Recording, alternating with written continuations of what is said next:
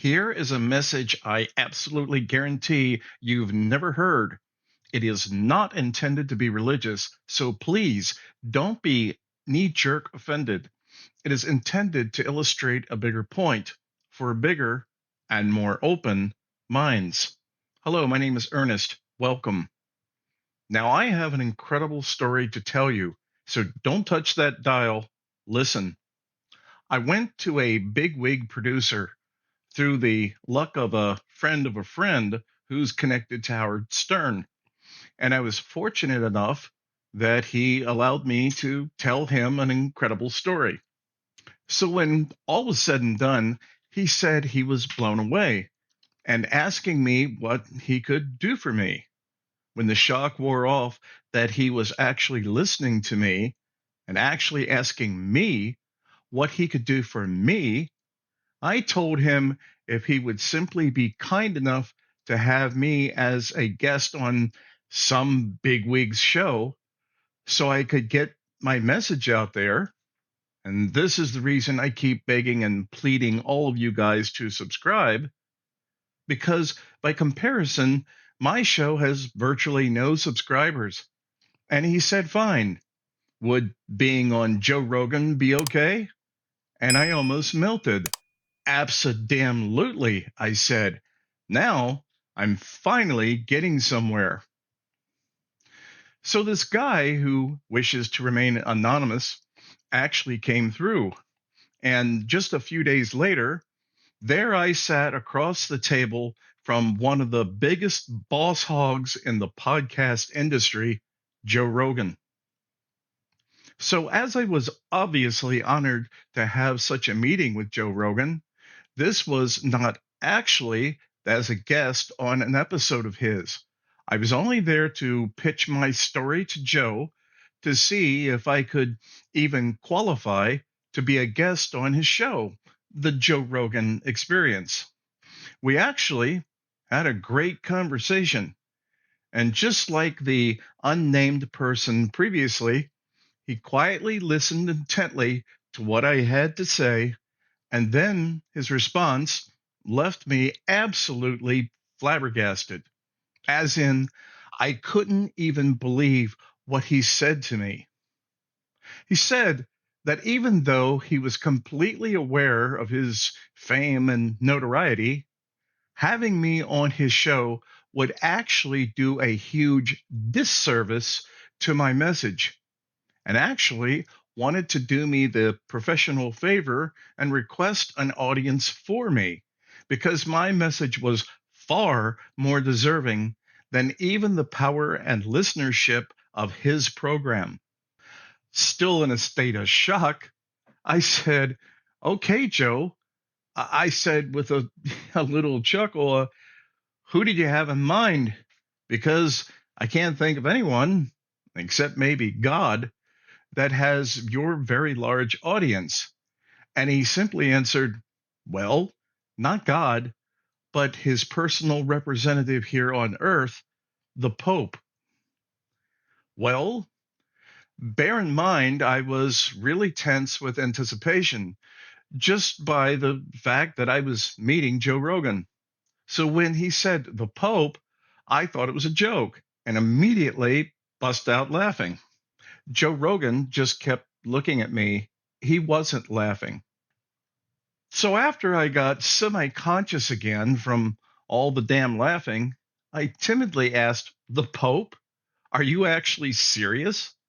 Which he responded that he was 100% serious. To which I thought, holy fucking shit. No pun intended. I had a chance to meet the Pope. Again, just like what happened when I got the chance to meet Joe Rogan, I was simultaneously dumbstruck and flabbergasted. Now, I was going to be meeting the Pope. But coming to my senses, I said, Joe, I can't thank you enough for the opportunity of a lifetime like this. But honestly, I'm really pretty broke, Joe. And if you ever mosey on over to one of my episodes on my little podcast, you'll see that I'm pitching tote bags. There's no way I can swing even the airfare to Vatican City, let alone any of the other expenses. Again, I was given one of the greatest surprises of my life. Joe Rogan very graciously told me not to worry about it. All expenses would be paid not only there, but my return trip as well. I was absolutely speechless. I was completely at a loss for words. All I could say, with the deepest sincerity, was thank you, Joe Rogan. You are a true human being. So, several days and flights later, here I am in one of the most famous countries in the 21st century, Vatican City, which, for those of you who don't know this, Vatican City has the official distinction as a separate country and also has the distinction of the only recognized country which pays no taxes. But hey, just like Mel Brooks said as the character of Governor in Blazing Saddles, it's good to be king. And I didn't even mind when they instructed that I enter the Vatican through the rear entrance.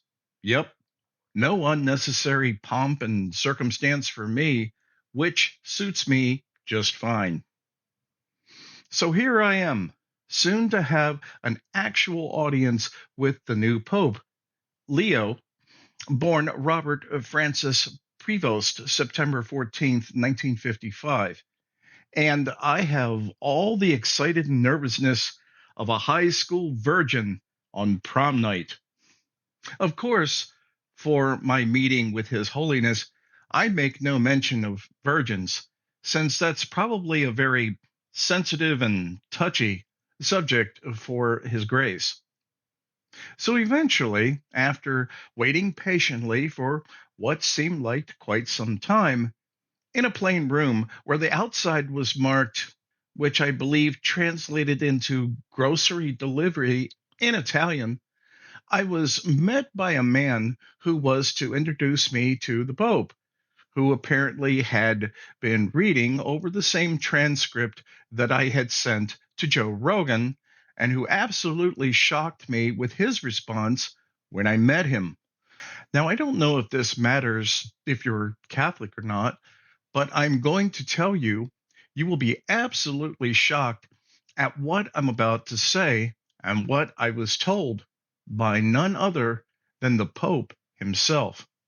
As incredible as this may sound, His Holiness, just like Joe Rogan, thought that what I had to say was of such incredible importance that even if I gave the transcript to him to read aloud before all the masses, it would be so incredibly difficult to understand and believe that it was simply a task he could not perform.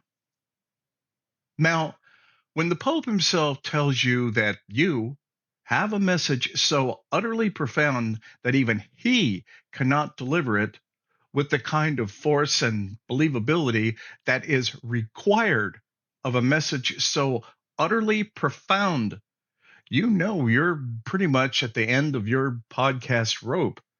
But we're talking the Pope here, and the Pope has connections.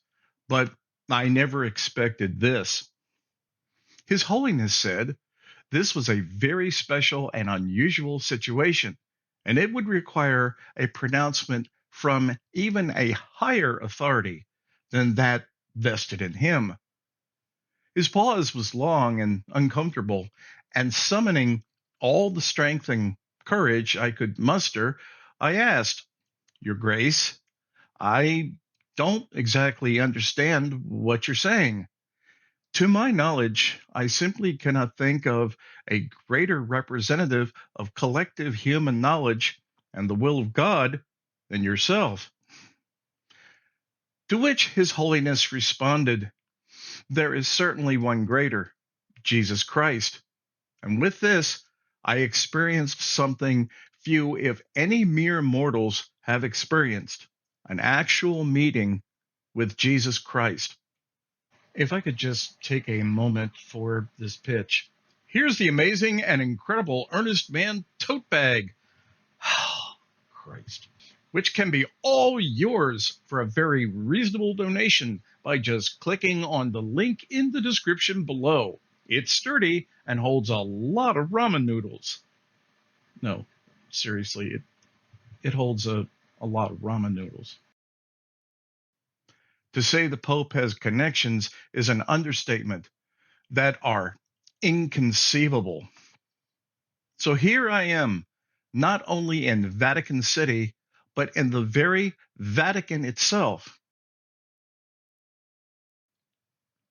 And through the power of his grace, the Pope, I am actually speaking with the Son of God, Jesus Christ. And it is an experience far beyond any words can ever express. The feeling is of a being of the greatest love imaginable, yet, unlike his old man, is extremely kind and non domineering. He is the coolest being you could ever meet or ever want to. So, without me speaking a word, I'm assuming it is because he's the Christ. He says, Ernest, put forth your message, but do understand this. In the time when I walked the earth, as my father wanted me to, I also tried to the best of my ability to help and love mankind. But in the end, that only ended up with a Roman crucifixion, which, you being a mortal, I'm sure you can understand it being extremely unpleasant. But hear me, I will help you deliver your message. Yes, that includes that cool looking tote bag that you were peddling, and encourage people to actually pay attention to what you're saying. So don't worry, Ernest, I care, and I am paying attention, even if so many are not. I must say, Ernest, had you been around during my time on earth, it's entirely possible I never would have been crucified, which I can assure you, as I told my father, was extremely unpleasant. That was the end of what Jesus said. Apparently, his old man seems to have a strange sense of humor. When this exchange was done, I cannot even describe how cool Jesus Christ was, especially the fact that Jesus Christ really liked my tote bag, and it doesn't get any better than that. Well, that's all I've got for today. I hope you found this helpful or interesting. And if you have any questions at all, you can reach out to me via my website link in the description below. And if you really want to give me a compliment, telling a friend about the show would be the best compliment you could ever give me. Until next time, this is Ernest, and I usually always am.